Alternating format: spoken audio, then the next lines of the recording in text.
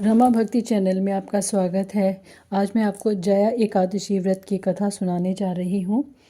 लेकिन उससे पहले आप मेरे रमा भक्ति चैनल को लाइक करें, सब्सक्राइब करें और शेयर करें। तो आइए सुनते हैं जया एकादशी व्रत कथा।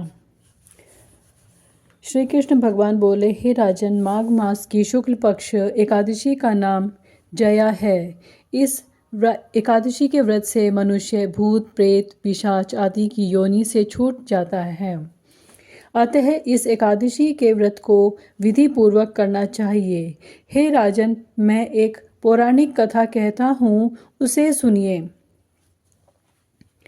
एक समय इंद्र स्वर्ग लोक में राज्य करता था।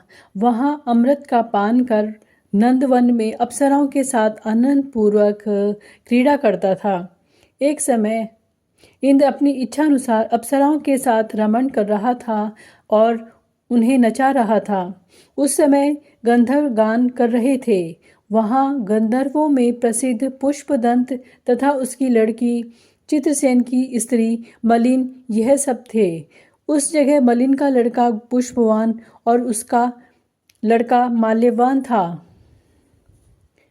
उस समय पुष्पवती नामक एक गंधर्व लड़की माल्यवान को देखकर उस पर मोहित हो गई और कामबाण से चालायमान होने लगी।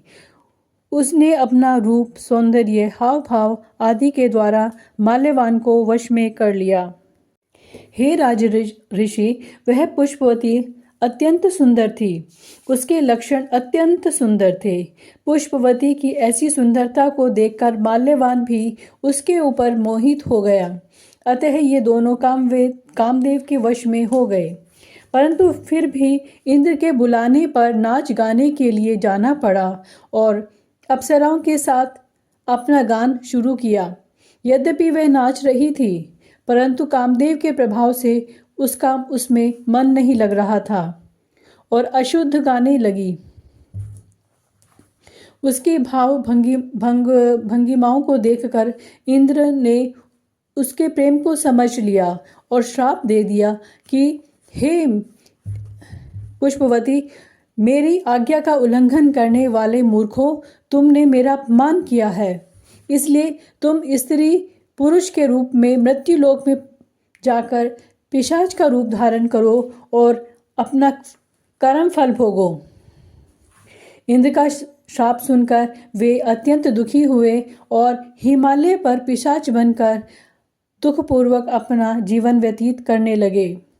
उन्हें गंध, रस, स्पर्श आदि का कुछ ज्ञान नहीं था। उस जगह महान दुख मिल रहे थे। दिन रात में उन्हें एक क्षण भी निद्रा नहीं आती थी।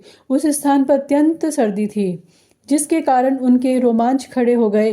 अनेक दांत भी सर्दी से कटकटा रहे थे।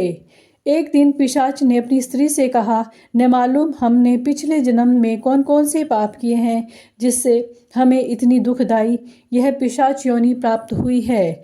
पिशाच योनि से नरक के दुख सहना उत्तम है। इसी प्रकार अनेक विचारों के विचार करते हुए अपने दिन व्यतीत करने लगे। दैवयोग से एक दिन माघ मास के शुक्ल पक्ष की जया नाम की एकादशी आई। उस दिन इन दोनों ने कुछ भी भोजन न किया और न कोई पाप कर्म ही किया।